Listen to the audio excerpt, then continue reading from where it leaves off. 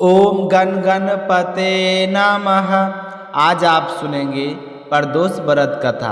प्रदोष व्रत कथा शारीरिक और मानसिक कष्टों से मुक्ति पाने के लिए किया जाता है।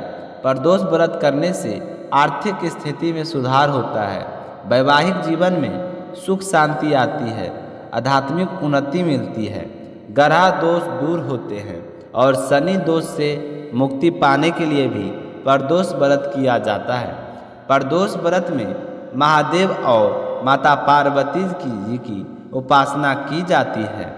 कहा जाता है कि जो भी साधक प्रदोष व्रत करता है और उसके सारे नियमों का पालन करता है, वह अपने जीवन में हर तरह के सुखों की प्राप्ति करता है।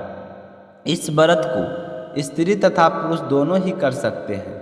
प्रदोष व्रत करने से साधक पर भगवान भोले शंकर की कृपा दृष्टि हमेशा बनी रहती है।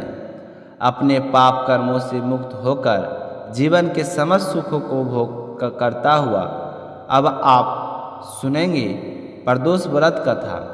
अशोक वेदा चैनल पर सुन रहे हैं, बोलिए शिव गौरी की जय हो। उससे पहले सुनेंगे हम गणेश जी की कहानी, क्योंकि गणेश जी की कहानी सुने बिना हमें कोई भी कथा नहीं सुननी चाहिए। तो पहले सुनते हैं गणेश गजानंद की कहानी। बोलिए गणेश गजानंद की जय। एक समय की बात है, एक छोटा सा लड़का अपनी दादी से हमेशा गणेश जी की कहानियाँ सुनता था। उसकी माँ गणेश जी की परम भक्त थी, तो कहानी सुनते सुनते उसे लगा कि क्यों ना मैं भी गणेश जी से मिलकर आऊँ, और हमारे घर में इतनी गरीबी है, दरिद्रता है, तो गणेश जी से मिलूँगा तो सबके बारे में बताऊंगा, फिर मैं भी धनवान हो जाऊंगा। तो यह सोचकर घर छोड़कर निकल गया। चलते चलते वह घने जंगल में पहुंच गया। तो गणेश जी भगवान सोचने लगे कि इसने तो मेरे नाम से घर छोड़ा है, अगर इसे घर नहीं भेजा तो इस जंगल में तो शेर वगैरह रहते हैं, वह इसे खा जाएंगे और मुझे इस कलयुग में कौन मानेगा। तो यह सोचकर विनायक जी ने बुरे ब्राह्मण का भेष धारण किया और उस लड़के के सामने आए और बोले कि बेटा तू कहाँ जा रहा है। तो वह कहने लगा कि बाबा मैं गणेश जी से मिलने जा रहा हूँ। आपको पता है गणेश जी कितने चमत्कार करते हैं। तो उसकी बात सुनकर बूढ़ा ब्राह्मण कहने लगा कि बेटा मैं भी गणेश जी हूँ, तो मांग क्या मांगता है, परंतु एक ही बार में मांगना, बार बार में कुछ मत मांगना। तो वह लड़का सोचने लगा कि मैं क्या मांगूँ, अन्न हो, धन हो, हाथी की सवारी हो, मेरे सुंदर सी पत्नी हो। यह सोचते हुए चुपचाप बैठा रहा। तो गणेश जी तो अंतर्यामी थे, वह सब कुछ समझ गए। वह उस लड़के से कहने लगे कि बेटा तुमने तो एक बार में सब कुछ मांग लिया, जैसा तुमने मांगा है वैसा ही सब कुछ मिल जाएगा। अब तुम ऐसा करो कि अपने घर जाओ और तुम्हारी दादी, तुम्हारे माँ बाप तुम्हारा इंतजार कर रहे हैं। तो आशीर्वाद पाकर वह लड़का खुशी खुशी घर आ गया। घर आकर उसने देखा कि उनका घर झोपड़ी था जो महल हो गया। जैसे उसने अंदर प्रवेश किया तो एक कमरे के अंदर पलंग पर 16 श्रृंगार किए हुए उसकी पत्नी बैठी थी और घर में खूब सारा धन हो गया। तो वह जोर जोर से अपनी दादी और दादी से कहने लगा कि देखो माँ, देखो दादी, मैं कितना धन लेकर आया हूँ। यह सब कुछ गणेश जी भगवान ने दिया है, वह मुझे जंगल में मिले थे। तो यह सुनकर उसके माँ, बाबूजी और दादी माँ बहुत ही खुश हुए। गणेश जी महाराज, जैसा आपने उस भोले शंकर की सुनी वैसी सबकी सुनना, जैसा उस लड़के को धन दिया वैसा सबको देना। जो भी आपकी इस कथा को उसके घर में सुख सौभाग्य का वास करना। बोले गणेश जी महाराज की जय हो। एक गांव में एक निर्धन विधवा ब्राह्मणी रहती थी। उसके पति की मृत्यु हुए बहुत साल बीत चुके थे। उस ब्राह्मणी के एक पुत्र था। वह गरीब ब्राह्मणी भरण पोषण के लिए प्रतिदिन भिक्षा मांगती और जो कुछ मिल जाता उसी से भिक्षा से दोनों माँ बेटे का भरण पोषण होता था। वह ब्राह्मणी हमेशा से ही प्रदोष व्रत कहती थी। इस तरह करते करते कई वर्ष बीत गए। एक बार ब्राह्मणी का पुत्र त्रयोदशी तिथि पर गंगा स्नान करने के लिए गया हुआ था। जब वह स्नान करके घर ही ओर लौट रहा था तो रास्ते में उसे कुछ लुटेरे मिल गए। उसे रोक कर पूछने लगे कि तेरे पास जो कुछ भी है, धन है, वह तुरंत हमें दे दे, नहीं तो जान से हाथ धोना पड़ेगा। आप यह कथा अशोक वेदांत चैनल पर सुन रहे हैं। तो उसने अपने खाली हाथ आगे कर दिए और कहा कि मेरे पास कुछ भी नहीं है। तो वे लुटेरे तो जल्दी में थे, वो आगे चल गए। वे पहले से ही किसी का धन लूट कर लाए थे, तो राजा के सैनिक उसका पीछा कर रहे थे। तो लुटेरे तो आगे चल गए, और जब सिपाहियों ने ब्राह्मणी के पुत्र को देखा तो लुटेरा समझकर राजा के पास ले गया और कहने लगे कि राजा, हमें सारे लुटेरे तो नहीं मिले, पर उनका एक साथी हमने पकड़ लिया। अब आप बताइए इसे क्या सज़ा देनी है। तो वह कहने लगा कि हे राजा, मैं निर्दोष हूँ, मैंने कोई चोरी नहीं की है, मैं कोई लुटेरा नहीं हूँ। पर राजा ने उसकी दलील सुने बिना ही आदेश दे दिया कि इसे कारागार में डाल दो। तो उस समय बेचारे को कारागार में डाल दिया।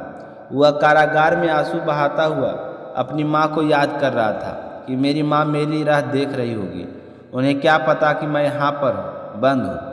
और इधर उसकी माँ भी सुबह से शाम हो गई, उसका बेटा घर नहीं लौटा तो वह बहुत ही उदास हो गई और मन ही मन भगवान भोले शंकर को याद कर कर कहने लगे कि हे भगवान, ना जाने मेरा बेटा कहाँ है, किस हाल में है, आप उसकी रक्षा करना।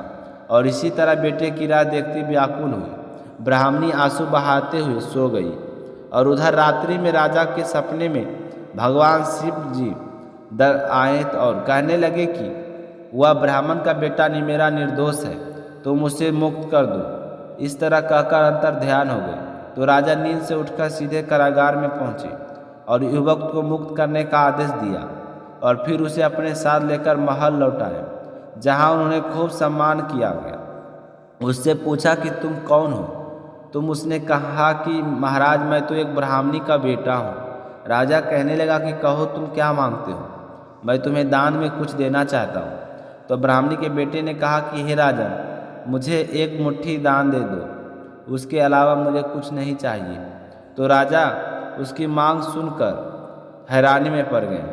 राजा ने उससे फिर पूछा कि हे ब्राह्मण पुत्र, एक मुट्ठी धान से क्या हुआ, और कुछ भी मांग लो, ऐसा अवसर बार बार नहीं मिलता। तो ब्राह्मणी का बेटा बड़े ही नम्रतापूर्वक कहने लगा कि हे राजा, इस समय यह धान मेरे लिए संसार का सबसे अनमोल धन है। इसे मैं अपनी माता को दूंगा, जिसे वे खीर बनाकर भगवान शिव जी को भोग लगाएंगे। फिर हम इसे ग्रहण करके अपनी भूख को शांत करेंगे। मेरी माँ हर महीने प्रदोष व्रत करती है, और आप ही बताइए कि हमारे लिए इस दान से बढ़कर क्या हो सकता है। तो ब्राह्मण पुत्र की बात सुनकर राजा बहुत ही प्रसन्न हुए और उन्होंने मंत्री को आदेश दिया कि इस ब्राह्मण पुत्र को माँ को सम्मानपूर्वक दरबार में लाया जाए। तो मंत्री जैसे ही ब्राह्मणी के घर पहुँचे और कहा कि आपको राजा ने बुलाया है, तो वह तो मन ही मन बहुत ही व्यस्त हो गए। सोचने लगे पता नहीं क्या बात है, राजा ने मुझे क्यों बुलाया है, कहीं मेरे पुत्र के साथ कुछ अनर्थ तो नहीं हो गया। इसी तरह के विचार करते हुए वह राजा के सैनिक के साथ चल पड़ी। जैसे ही राजा दरबार में पहुंची तो राजा को जाकर प्रणाम किया और कहा कि महाराज, आपने मुझे क्यों याद किया। तो राजा ने सारी बात ब्राह्मणी को बताते हुए उसके पुत्र की खूब प्रशंसा की और कहा कि आपने अपने पुत्र को बहुत अच्छे संस्कार दिए हैं और मैं आपके पुत्र को सलाहकार के रूप में नियुक्त करना चाहता हूँ, और इसके लिए मैं आपकी इजाज़त चाहता हूँ। तो यह सुनकर निर्धर ब्राह्मणी की आंखों में आंसू आ गए और वह मन ही मन भगवान भोले शंकर को धन्यवाद करने लगे। फिर राजा ने ब्राह्मणी की पुत्र को सलाहकार नियुक्त किया और माँ बेटे के लिए अलग से सुंदर घर बनवा दिया। अब उस घर में रहकर ब्राह्मणी हमेशा प्रदोष व्रत करती और बड़े ही सच्चे मन से भगवान भोले शंकर की और माता पार्वती की पूजा किया करती थी। समय के साथ उसके बेटे का विवाह हो गया। फिर धीरे धीरे समय बदला, उनके घर में नन्हे बच्चे हो गए। इस तरह पोते और पोतियों को देखकर ब्राह्मणी बहुत ही खुश होती थी। प्रदोष व्रत करने से अब ब्राह्मणी के जीवन में कोई चीज़ की कमी नहीं थी।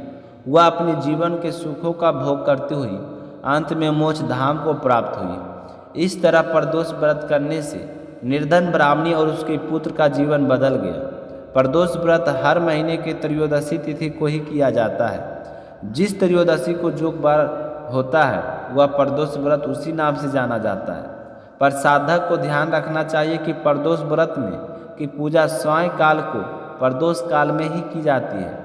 जो व्यक्ति सच्चे मन से प्रदोष व्रत रखकर भगवान भोले शंकर और पूरे शिव परिवार की आराधना करता है और 108 बार ओम नमः शिवाय मंत्र का जाप करके प्रदोष व्रत की कथा सुनता है, उसके सारे पाप ताप नष्ट हो जाते हैं और भगवान भोले शंकर की कृपा से साधक की सारी मनोकामनाएं पूर्ण होती है। बोलिए भोले शंकर की जय हो। आप यह कथा अशोक वेदा चैनल पर सुने और पसंद आई हो तो चैनल को सब्सक्राइब जरूर करें। मिलते हैं अगली वीडियो में, तब तक अपना ख्याल रखिएगा। जय श्री कृष्णा, राधे राधे।